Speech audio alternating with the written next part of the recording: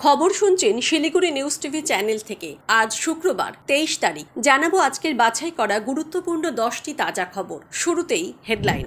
অস্বাভাবিক মৃত্যুর মামলা রিজুর আগেই ময়না তদন্ত। 30 বছরের কর্মজীবনে আমি দেখিনি, পর্যবেক্ষণ বিচারপতির। সব বাঁধ খুলে বাংলাদেশ ভাসিয়েছে ভারতই। মোদির দেশকে করা হুঁশিয়ারি নাহিদের। ফরাক্কা বাঁধ গুড়িয়ে দেওয়ার হুমকি কোটা আন্দোলনের সমন্বয়কদের। আবার হারাবো। 26-এর বিধানসভা ভোটে ফের মমতার বিরুদ্ধে প্রার্থী শুভেন্দু। রাজ্যে মুসলিমদের থাকতে হলে দিতেই হবে বিবাহ বিচ্ছেদ রেজিস্ট্রেশন। আজকের খবরগুলো বিশেষ গুরুত্বপূর্ণ, তাই খবরগুলো মন দিয়ে শুনুন। সবশেষে আজকের আবহাওয়ার খবর আছে এবং প্রতিদিন সঠিক খবর নিয়মিত শোনার জন্য শিলিগুড়ি নিউজ টিভি চ্যানেলটিকে সাবস্ক্রাইব করুন। আসছি বিস্তারিত খবরে। অস্বাভাবিক মৃত্যুর মামলা রিজুর আগেই ময়না তদন্ত হয়ে গেল।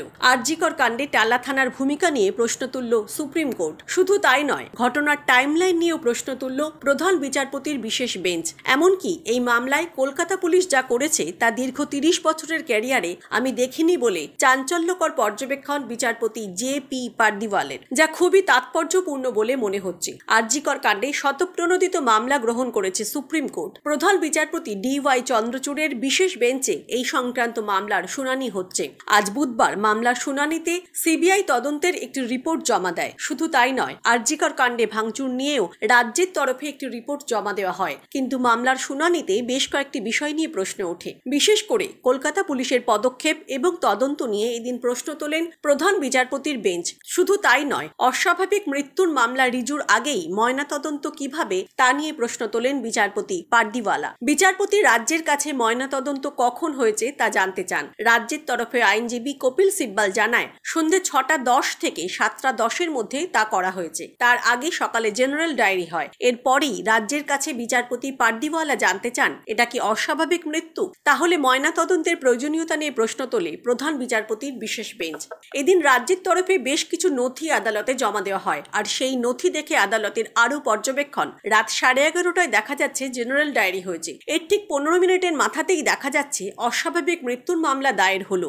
গোটা টাইমলাইন নিয়ে প্রশ্ন তোলে সুপ্রিম কোর্ট। যদিও এই বিষয়ে রাজ্যের তরফে কপিল সিব্বাল যে সাফাই দেন তা কোনোভাবেই গ্রহণযোগ্য নয় বলেও জানিয়ে দেন প্রধান বিচারপতির বেঞ্চ। শুধু তাই নয়, বিচারপতি পার্দিওয়ালার পর্যবেক্ষণ, কলকাতা পুলিশ যা করেছে তা দীর্ঘ 30 বছরের কেরিয়ারে আমি দেখিনি। এরপরেই কলকাতা পুলিশের যে আধিকারিক প্রথম ধর্ষণ করে খুনের ঘটনার অভিযোগ দায়ের করেন তাকে হাজিরার নির্দেশ দেওয়া হয়েছে। হরিশ্চন্দ্রপুরে এবার কংগ্রেস শিবিরে বড়সড় ভাঙন। রাজ্যের প্রতিমন্ত্রী তাজমুল হোসেনের হাত ধরে হরিশ্চন্দ্রপুর 2 নম্বর পঞ্চায়েত সমিতির 3 সদস্য সহ প্রায় 500 জন কংগ্রেস কর্মী জাতীয় কংগ্রেস ছেড়ে তৃণমূল কংগ্রেসে যোগ দিলেন। দলীয় সূত্রের খবর, কংগ্রেসে থেকে তারা কোনো কাজ করতে না পারায় মুখ্যমন্ত্রী মমতা বন্দ্যোপাধ্যায়ের উন্নয়নে সামিল হতে তৃণমূলে যোগ দিয়েছেন। যোগদানকারী সদস্যরা হলেন আরাজাউল, ঝর্ণা বিবি ও সাবিনা খাতুন। এদিন হরিশ্চন্দ্রপুর 2 নম্বর ব্লকের মিলনগড় সাজ্জাদিয়া হাই মাদ্রাসা প্রাঙ্গণে যোগদান কর্মসূচিতে উপস্থিত ছিলেন রাজ্যের প্রতিমন্ত্রী তাজমুল হোসেন নিজে।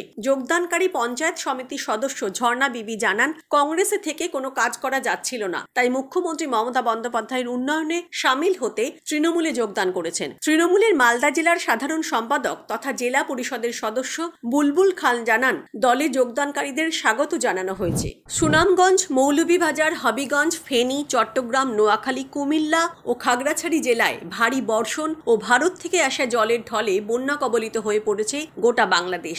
এমনই বক্তব্য বাংলাদেশের। যদিও ভারত ক্ল্যারিফিকেশন দিয়ে জানিয়েছে এই বন্যার জন্য তারা দায়ী নয়, তবে নতুন বাংলাদেশের তরফে অন্তর্বর্তী সরকারের অন্যতম উপদেষ্টা মোহাম্মদ নাহিদ ইসলাম বন্যার জন্য সেই ভারতের দিকেই আঙুল তুলেছেন। ভারত বাংলাদেশের সঙ্গে কোনো ধরনের আলোচনা ছাড়াই সব বাঁধ খুলে দিয়ে বাংলাদেশের জনগণের বিরুদ্ধে অবস্থান নিয়েছে বলে মন্তব্য করেছেন অন্তর্বর্তী সরকারের তথ্য উপদেষ্টা নাহিদ। বন্যা দুর্গতদের সহায়তায় 5 দফা দাবিতে আজ বৃহস্পতিবার সকালে মতিঝিলে বাংলাদেশের অভ্যন্তরীণ নৌ পরিবহন কর্তৃপক্ষের কার্যালয়ে উপস্থিত হয়ে তিনি এই দাবি করেন। এই অবস্থায় বন্যা দুর্গতদের সহায়তায় সকলেই যেন নিজের নিজের অবস্থান থেকে নেমে পড়েন, এই আহ্বান জানিয়েছেন নাহিদ। নাহিদ বলেন, জাতির এই ক্রান্তি লগ্নে আপনারা নিজ নিজ অবস্থান থেকে নেমে আসুন। সমস্ত শিক্ষা প্রতিষ্ঠান, ব্যবসা প্রতিষ্ঠান, রাজনৈতিক ও সব শ্রেণীর মানুষকে তিনি এগিয়ে আসার আহ্বান জানান। নাহিদ ইসলাম বলেন, অনতিবিলম্বে সরকারি বেসরকারি সমস্ত বোট দুর্গত এলাকায় পাঠাতে হবে। বেসরকারি প্রতিষ্ঠানগুলোকে ডেকে নিন। 1 ঘন্টার মধ্যে কন্ট্রোল রুম চালু করুন। জাতীয় সংকটের সময় দায়িত্ব পালনে অবহেলা করেছে যারা, তাদের বিরুদ্ধে পদক্ষেপ করার কথাও বলেন তিনি। এরপরই নাহিদ বলেন, আমাদের প্রতিবেশী রাষ্ট্র কোনো ধরনের আলোচনা ছাড়াই বাঁধ খুলে দিয়ে বাংলাদেশের জনগণের বিরুদ্ধে অবস্থান নিয়েছে। আমরা এর নিন্দা ও প্রতিবাদ জানাই। বাংলাদেশের বিপক্ষে যদি কোনো রাষ্ট্র দাঁড়ায় তাহলে বাংলাদেশের ছাত্র জনতা তাদের রুখে দেবে। দাবি আদায় না হওয়া পর্যন্ত কার্যালয় থেকে যাবেন না বলেও শিক্ষার্থীদের নিশ্চয়তা দেন তিনি। দর্শক, আমরা এই ভিডিওটিতে 2000 লাইক এবং 1000 সাবস্ক্রাইব টার্গেট রেখেছি। আশা রাখছি আপনারা এই টার্গেটটি পূরণ করবেন। আসছি পরবর্তী খবরে। আমি আবার হারাবো। আরজিকর কাণ্ডের আবহে ফের মুখ্যমন্ত্রীকে চ্যালেঞ্জ ছুড়লেন শুভেন্দু অধিকারী। বললেন, এরপরে বিধানসভায় মমতা বন্দ্যোপাধ্যায় যেখানে লড়বে, আমি আমাদের পার্টিকে বলবো, নাড্ডাজিকে বলবো, যদি সভাপতি থাকেন বা অন্য যে থাকবে আমাকে ওখান থেকে লড়ান। আরজিকর কাণ্ডে আন্দোলনের ঝাঁঝ বাড়াচ্ছে বিজেপি।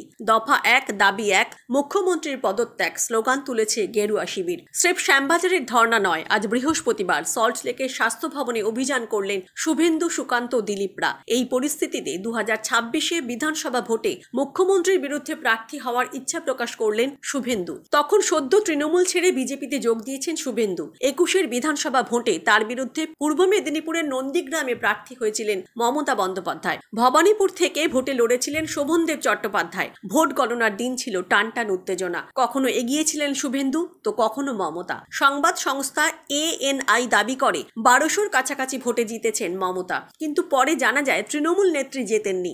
1956 ভোটের ব্যবধানে মমতাকে পরাজিত করেছেন শুভেন্দু অধিকারী। গণনায় কারচুপির অভিযোগে এখন মামলা চলছে হাইকোর্টে। তৃণমূল নেতা অরূপ চক্রবর্তীর পাল্টা কটাক্ষ। গত লোকসভা ভোটের সময় শুভেন্দু অধিকারী গলা উঁচিয়ে বসেছিল। আক্কিবার 300 পার। প্রথমে বলেছিল 35, তারপর 30। তারপর শুভেন্দুর হাতে থাকা বিজেপির আমলে 18 সাংসদের বিজেপি 12তে নেমে গেল। শুভেন্দু ভালো মতো জানেন বিজেপির কেন্দ্রীয় নেতৃত্ব আগে যে গুরুত্ব দিত, এখন সেই কেন্দ্রীয় নেতৃত্ব ঘরে ঢুকতে দিচ্ছে না কার্যত। আগামী বিধানসভা নির্বাচনে টিকিট পাবেন কিনা সন্দেহ রয়েছে। এখন এইসব হাওয়া গরম কথাবার্তা বলে বাজারে ভেসে থাকার চেষ্টা করছে। পরের বার জানে মমতা বন্দ্যোপাধ্যায়ের বিরুদ্ধে দাঁড়ালে পরাজয় অবশ্যম্ভাবী। নতুন আইনে লাভ জেহাদে যাবজ্জীবন, এবার মুসলিম বিবাহ ও বিবাহ বিচ্ছেদ রেজিস্ট্রেশন আনতে চলেছে অসম সরকার। বুধবারই অসমের মুখ্যমন্ত্রী হিমন্ত বিশ্ব শর্মা জানান, শীঘ্রই রাজ্য সরকারের তরফে নতুন একটি বিল আনা হবে। বসন্ত অধিবেশনে এই বিল আনা হবে, যেখানে মুসলিমদের বিবাহ ও বিবাহ বিচ্ছেদের রেজিস্ট্রেশন বাধ্যতামূলক করা হবে। এই আইনের প্রস্তুতি যে অনেক আগেই শুরু করেছে অসম সরকার, তা বলার অপেক্ষা রাখে না। চলতি বছরের ফেব্রুয়ারিতেই অসম সরকার বাতিল করেছিল সংখ্যালঘু বিবাহ এবং বিচ্ছেদ নথিভুক্তকরণ আইন। এবার তার পরিবর্তেই আসতে চলেছে নয়া বিল। যদিও বিরোধীদের দাবি, পরোক্ষে রাজ্যে অভিন্ন দেওয়ানি বিধি চালু করার লক্ষ্যে এমন পদক্ষেপ করতে চলেছে অসমের বিজেপি সরকার। বাল্যবিবাহ রুখতে কুখ্যাত অভিযান চালানো হয়েছিল অসম জুড়ে। গ্রেপ্তার করা হয়েছিল প্রায় 3500 জনকে। এই ঘটনায় অসমের মুখ্যমন্ত্রী হিমন্ত বিশ্ব শর্মার বিরুদ্ধে সংখ্যালঘু মুসলিম সম্প্রদায়ের উপর অত্যাচারের অভিযোগ এনেছিল বিরোধী দলগুলো। এবার অসমের মুখ্যমন্ত্রী জানিয়ে দিলেন, রাজ্যে বাল্যবিবাহ রুখতে মুসলিম বিবাহ রেজিস্ট্রেশন বাধ্যতামূলক করবেন তিনি। সেই মর্মে একটি আইনের খসড়াও তৈরি করা হয়েছে। অসমের মন্ত্রিসভায় Assam compulsory registration of marriage and divorce bill নামের এই বিলটির খসড়া প্রস্তাবে সায় দেওয়া হয়েছে। বিধানসভার বসন্তকালীন অধিবেশনে এই বিলটি পেশ করা হবে। মুখ্যমন্ত্রী হিমন্ত বিশ্ব শর্মা জানিয়েছেন, এই বিলটি আইনে পরিণত হলে সমস্ত মুসলিম বিবাহ রেজিস্ট্রেশন বাধ্যতামূলক। সেই রেজিস্ট্রেশন মুসলিম বিবাহ আইনে কোনো কাজীর কাছে হবে না। রেজিস্ট্রেশন করাতে হবে স্পেশাল ম্যারেজ অ্যাক্টে। হিমন্তের দাবি, আইনটি কার্যকর হলে সে রাজ্যে বাল্যবিবাহ বন্ধ হবে। পাশাপাশি তিনি আরও জানান, শীঘ্রই বিবাহের নামে ধর্মান্তকরণের প্রচেষ্টা রুখতে আরও একটি আইন আনার কথা ভাবছে রাজ্য।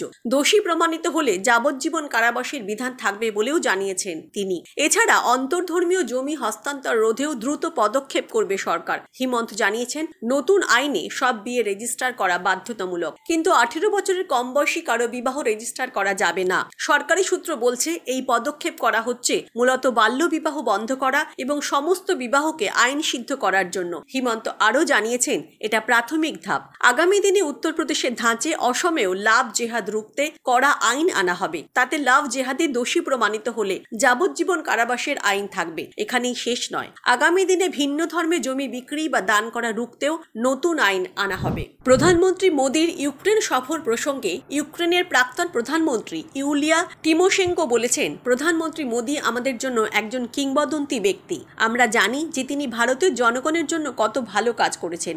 ভারত অর্থনৈতিকভাবে উন্নত হয়েছে, এত গুরুত্বপূর্ণ যে ভারত এখন বিশ্বের 5ম বৃহৎ অর্থনীতিতে পরিণত হয়েছে। এটি আমাদের দেশে আশা দেয় যে এটি ইউক্রেনে টেকসই ন্যায্য শান্তি অর্জনের জন্য প্রয়োজনীয় গতি আনবে এবং বিস্তৃত ইউরোপীয় অঞ্চলে ইতিবাচক প্রভাব ফেলবে। বিশেষ করে প্রধানমন্ত্রী মোদীর প্রধান অবস্থান এবং আন্তর্জাতিক আইনের প্রতি তার সম্মান, জাতিসংঘের সংবিধি যে এই শান্তি বৈঠকে জাতিসংঘের সনদের মৌলিক নীতি এবং ভারতের পররাষ্ট্র নীতির উপর ভিত্তি করে হবে, যার মধ্যে অন্যান্য দেশের সার্বভৌমত্ব, আঞ্চলিক অখণ্ডতা এবং স্বাধীনতার প্রতি সম্মান রয়েছে। উত্তরবঙ্গের একাধিক জেলায় হালকা থেকে মাঝারি বৃষ্টির পূর্বাভাস দিচ্ছে আলিপুর আবহাওয়া দপ্তর। আগামী 27 আগস্ট পর্যন্ত দার্জিলিং সহ উত্তরবঙ্গের সব জেলায় হালকা থেকে মাঝারি বৃষ্টির সম্ভাবনা রয়েছে। আবহাওয়া দপ্তর সূত্রে জানা গিয়েছে, দক্ষিণ 24 পরগনা, বীরভূম, নদিয়া, মুর্শিদাবাদ জেলার বেশ কিছু অংশে ভারী বৃষ্টি হতে পারে। শুক্রবার দক্ষিণ 24 পরগনা, 2 মেদিনীপুরের কিছু অংশে ভারী বৃষ্টি হবে। শনি ও রবিবার দক্ষিণ 24 পরগনা, 2 মেদিনীপুর, ঝাড়গ্রামে ভারী বৃষ্টি হতে পারে। আজ থেকে 27 আগস্ট পর্যন্ত কলকাতা সহ দক্ষিণবঙ্গের প্রায় সব জেলায় হালকা থেকে মাঝারি বজ্রবিদ্যুৎ সহ বৃষ্টি চলবে। আজকের খবর এই পর্যন্তই। পরবর্তী খবরগুলো সবার প্রথমে শুনতে শিলিগুড়ি নিউজ টিভি চ্যানেলটিকে সাবস্ক্রাইব করুন। ধন্যবাদ।